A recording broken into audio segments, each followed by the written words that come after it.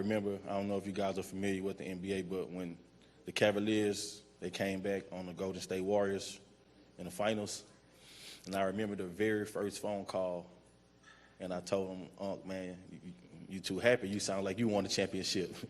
And we laughed about it, and he said, man, you know how I feel about LeBron. I did win the championship. So, and every time we would talk, I asked him, like, hey, how you doing, man? You good? And he said, I feel like I won a championship. And that kind of stuck. It was just this inside thing we had. So I know with him being the strong person he was and seeing everybody come together and just rally around him and extend all of the love and support to our family. And, man, we thankful and grateful. And I know more than anything, with everybody grieving and hurting, he would want us to feel like we won the championship. So I'll end on that note. Thank y'all.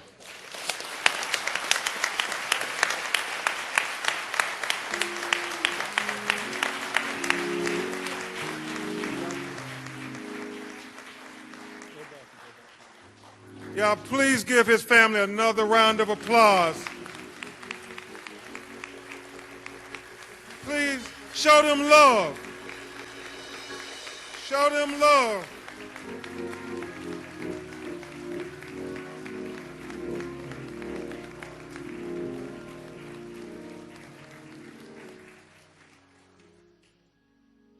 Thank you all so much for bearing your hearts.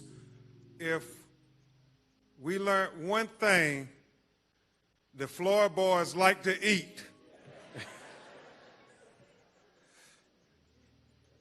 And also, they had a conversation with Tyler Perry, and it was pretty profound because they said, we are the big extended black family that you portray, Will Packard and others, on your movie screens, because we all need one another. And you can tell this family always needed George.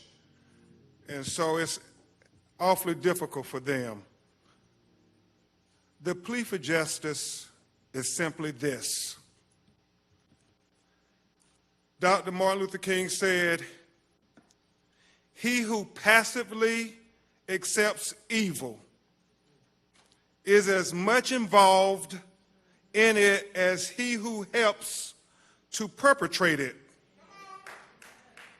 He who accepts evil without protesting against it is really like cooperating with it.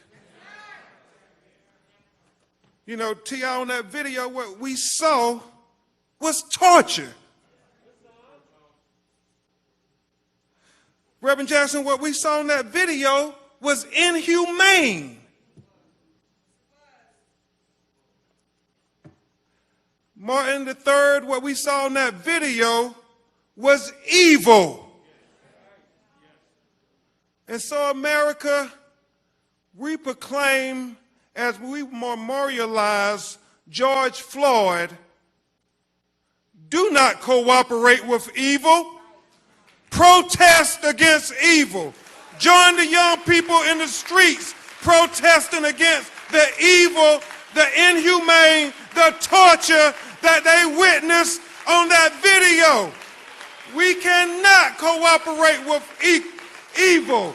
We cannot cooperate with injustice. We cannot cooperate with torture. Because George Floyd deserved better than that. We all deserve better than that. His family deserve better than that. His children deserve better than that.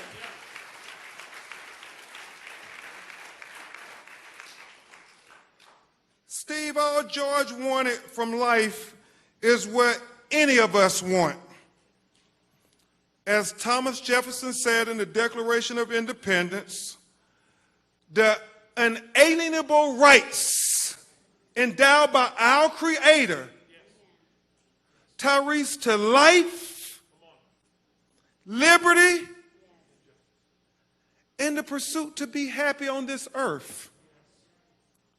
That's all George was asking for, like any and all of us.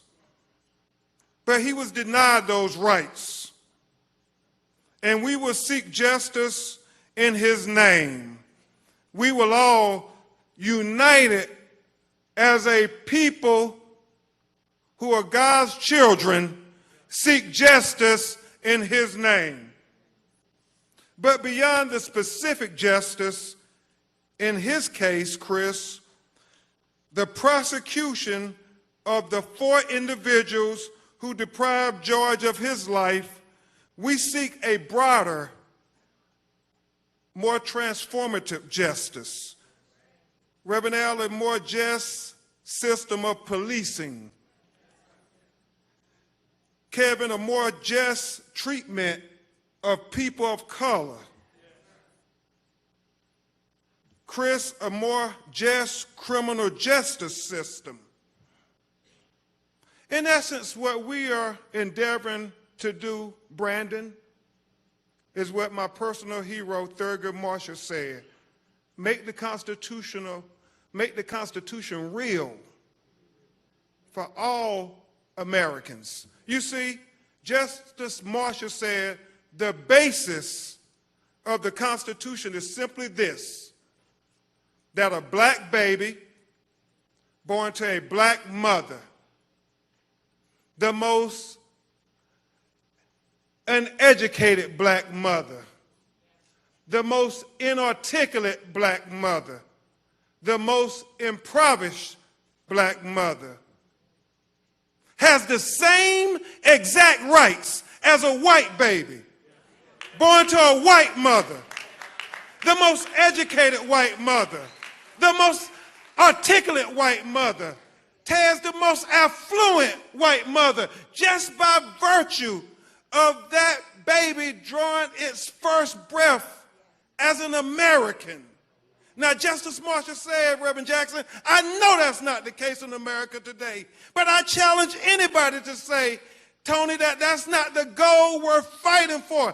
He said, I challenge anybody to say, that's not what makes America the great beacon of hope and justice for all the world to marvel. So when we fight for the George Floyds of the world, but more importantly, when we fight for the unknown George Floyds of the world, when we fight for the Trayvon Martins of the world, when we fight for the Terrence Crutches of the world, when we fight for the Michael Browns of the world, when we fight for the Alton Sterlings of the world, when we fight for the Philando Castillos of the world, when we fight for the Jamar Clarks of the world, when we fight for the Eric Gardners of the world, when we fight for the Sandra Blands of the world, when we fight for the Ahmaud Arbery's of the world, when we fight for the Breonna Taylors of the world, when we fight for the Natasha McKinney's of the world, when we fight for the Stephon Clarks of the world, when we fight for the least of these, what we are really doing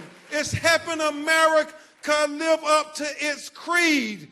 What we're really doing is helping America be the great beacon of hope and justice for all the world to marvel. But most importantly, brothers and sisters, what we are doing is helping America be America for all Americans.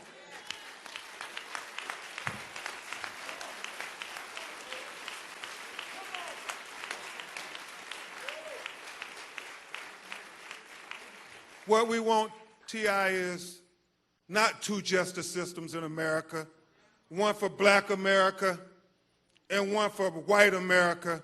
What we endeavor to achieve is equal justice for the United States of America, and George Floyd is the moment that gives us the best opportunity I have seen in a long time of reaching that high ideal that this country was founded on. Thank you so much. This is the plea for justice. On behalf of the family, the children, we will get justice. We are committed to it. Now, I would introduce you to a man who really needs no introduction, who will eulogize George Floyd. He is a man who has fought for so many families that too many hashtags to remember. And when he gets the call, he always answers the call. Even when the cameras aren't around, even after the cameras are gone. Ask Eric Gardner's family. Ask Stephon Clark's family. Ask any of these families. The cameras have long gone, Tony, but Reverend Al continues to answer the bell when our people call.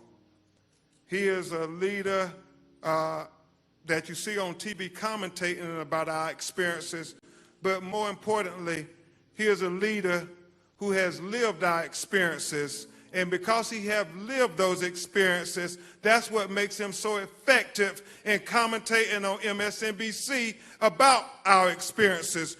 And he is going to talk about the experience of the terrible loss of somebody who should be with us today, and that is George Floyd. Please give a great round of applause for the Reverend Al Sharpton.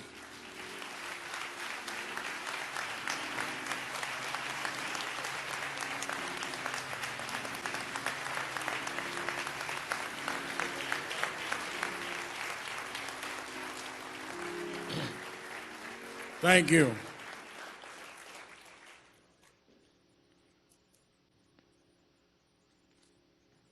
I want us to not sit here and act like we had a funeral on the schedule.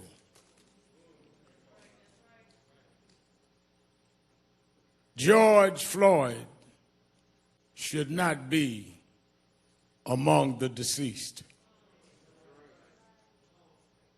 He did not die of common health conditions. He died of a common American criminal justice malfunction. He died because of there has not been the corrective behavior that has taught this country that if you commit a crime, it does not matter whether you wear blue jeans or a blue uniform, you must pay for the crime you commit.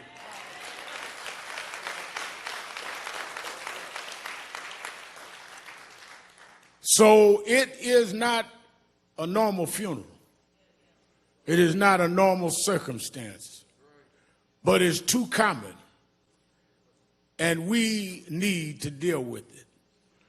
Let me ask those of you that in the traditions of eulogies need a scriptural reference, go to Ecclesiastes 3rd chapter. First verse says, to everything there is a time and a purpose and season under the heavens. I'm going to leave it there. I saw somebody standing in front of a church the other day had been boarded up as a result of violence. Held the Bible in his hand. I've been preaching since I was a little boy. I never seen anyone hold a Bible like that, but I'll leave that alone.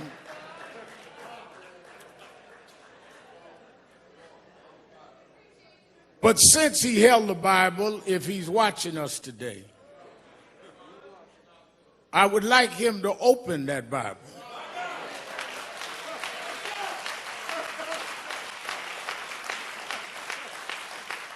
And I'd like him to read Ecclesiastes 3.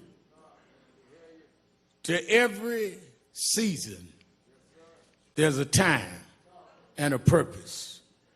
And I think that it is our job to let the world know when we see what is going on in the streets of this country and in Europe, around the world, that you need to know what time it is.